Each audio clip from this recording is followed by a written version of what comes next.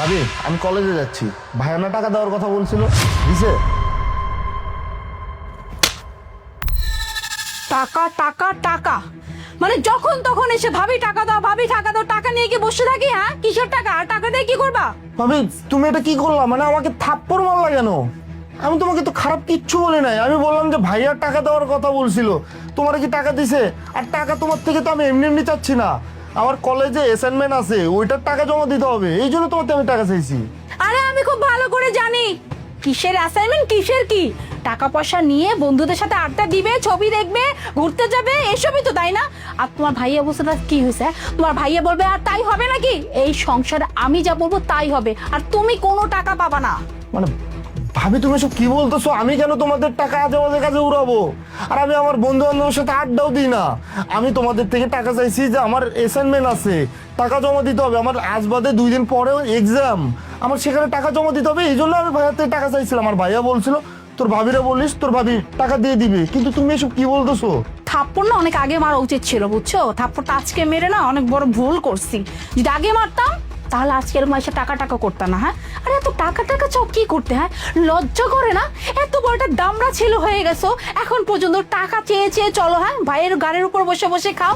Income তো করতে পারো, 2টা টাকা তো ইনকাম করতে পারো। হ্যাঁ, নিজে চলার জন্য, নিজে ফেরার জন্য, নিজে এক্সামের জন্য, নিজে ঘোরাফেরার জন্য টাকা ইনকাম করা যায় না? হ্যাঁ, ভাইয়ের ঘাড়ে বসে খাবে আর আয়সা বলবে ভাবি আমাকে টাকা দাও, ভাইয়া আমাকে টাকা দিতে বলছে।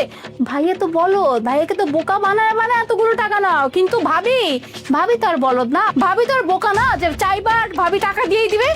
একটা টাকাও পাবা না। তোমার যদি প্রয়োজন হয় নিজে ইনকাম করো, তারপর টাকা নিয়ে যা ইচ্ছা তাই করো। ভাবি দেখো, বাবা মারা যাওয়ার পর থেকে আমার পুরো দায়িত্ব নিছে আমার বড় ভাই। আমার বড় ভাই আমাকে লেখাপড়া করাচ্ছে, আমার যাবতীয় যা লাগে আমার ভাইয়াই দিচ্ছে। আর আমি লেখাপড়া করতেছি, তো আমি লেখাপড়া শেষ করে ভালো একটা জব করলে তোমাদের থেকে আর নিতে হবে না, আমি আর উল্টা তোমাদেরকে দিব।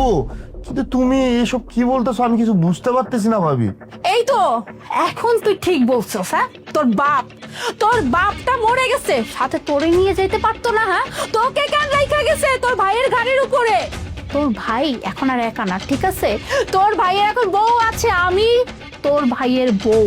তো তোর ভাই আমার ইশারাতে নাচবে নাকি তোর কথা মতো নাচবে? আর তুই টাকা চাইতেছিস না? হ্যাঁ, আমি তোকে একটা টাকা দিব না। তুই কি করবি সেটা আমিও দেখে নিব। ভাবি তুমি আমার বাবা নিয়ে কথা বলতেছো, মানুষটা মারা গেছে। আর আমার বাবা নিয়ে তো আমার ভাইও কথা শোনায় না। আমার ভাইয়া যে আমার পেছনে এত টাকা খরচ করতেছে বা আমাকে পড়াশোনা করাচ্ছে, আমার ভাইয়া কিন্তু একটা বারও এই সমস্ত কথা বলে না। কিন্তু তুমি হঠাৎ করে, ভাবি তোমার কি হয়েছে? তুমি আমাকে এই সমস্ত কথা কেন বলতেছো? এই তোর কলেজে ঢুকতে দিবে কি দিবে না সেটা আমার হেডেক না, ঠিক আছে? আমার হেডেক কি জানোস? আমার হেডেক শুধুমাত্র আমি, আমার ভালো থাকা। আর আমার ভালো থাকা আমার হাজবেন্ডের টাকার উপর নির্ভর করে। আমি আমার হাজবেন্ডের টাকা একটা টাকা এদিক সেদিক খরচ দিতে পার। তুই তো একটা বাড়তি খরচ। হ্যাঁ, তোর প্রতি একটা টাকা খরচ করা মানে টাকাটা ওয়েস্ট করা। আর আমি আমার হাজবেন্ডের টাকা কোনোভাবেই ওয়েস্ট করব না। ভাবি তুমি কিন্তু এখন বেশি বেশি করতেছো। আমি কিন্তু ভাইয়াকে সবকিছু বলে দেবো যে আমি ভাবির কাছে টাকা চাইছি, ভাবি আমাকে থাপ্পড় মারছে, আবার ভাবি আমাকে বাপ তুলে কথা বলছে। ভাইয়া কিন্তু অনেক রাগ করবে, বলে দিলাম। কি বললি তুই? হ্যাঁ, এত বড় কথা? হ্যাঁ, এত বড় কথা তুই আমাকে বললি? আচ্ছা, বুঝতে পারছি এই বাসায় থাকার আর মনে হয় তোর কোনো ইচ্ছা নাই, তাই না? হ্যাঁ, মানে বাসা থেকে যাওয়ার খুব ইচ্ছা জাগছে যে তুই তোর ভাইকে আমার নামে নালিশ দিবি। তুই তোর ভাইকে এইটা বলবি যে আমি তোকে থাপ্পড় দিয়েছি। আর তোর ভাই কি করবে? বিশ্বাস করবে? কখনো না। কেন জানিস? বিয়ের পর থেকে তোর ভাইকে না এই যে শরীর আঁচলে এমন ভাবে বেঁধে রাখছি না, তোর ভাইয়ের নাকের ডগা নিয়ে আমি নাচাই আর তোর ভাই আমার ইশারাতে নাচে। তাই তুই যত যাই কিছুই বলিস না কেন, তোর কথা বিশ্বাস কর। বাট আমি যদি তোর ভাইকে কিছু একটা বলি সেটা বিশ্বাস কর না। আর আমি কি বলবো জানিস? আমি বলবো যে তুই আমার দিকে কুনজর দেওয়ার চেষ্টা করছিস, তুই আমাকে বাজেভাবে টাচ করার চেষ্টা করছিস। তারপরে দেখবি তোর ভাই তোকে লাথি মেরে বাড়ি থেকে বের করে দিবে। ভাবি প্লিজ তুমি ভাইয়াকে এইসব বলো না। ভাইয়াকে যদি এইসব বলো, ভাইয়া আমাকে যথেষ্ট ভালোবাসে, আদর করে। তুমি এইসব বললে ভাইয়া আমাকে কি মনে করবে বলো তো? আর ভাবি তোমার থেকে টাকা চাওয়ার রিজনটাই হচ্ছে আজ বাজে 2 দিন পরে আমার এক্সাম।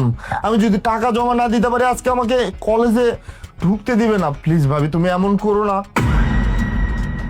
কি ব্যাপার? কি চলতেছে এখানে? তুমি আসছো আর বলো না, এই যে তোমার আদরের ছোট ভাই আমার কাছে টাকা চাইছিল, আমি বলছি কি আমার কাছে এই মুহূর্তে টাকা নাই। আর তোমার ভাই জানো, তোমার ভাই আমার সাথে কি করতে চাচ্ছিল, তোমার ভাই আমাকে বাজেভাবে টাচ করতে চাইছিল।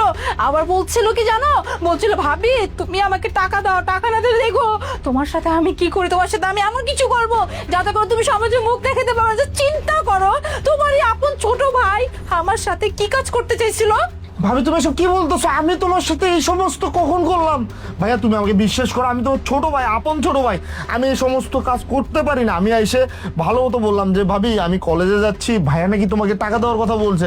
ভাবি আমার থাপ্পড় মারলো, আবার আমার বাপ মারা গেছে, মানে বাপ তুলে কথা বললো, এইসব মানে ভাবি তুমি সব কি বলতেছো? ভাইয়া তুমি বিশ্বাস করো আমি এমনটা কিচ্ছু করি নাই। ও ও সম্পূর্ণ মিথ্যা কথা বলতেছে।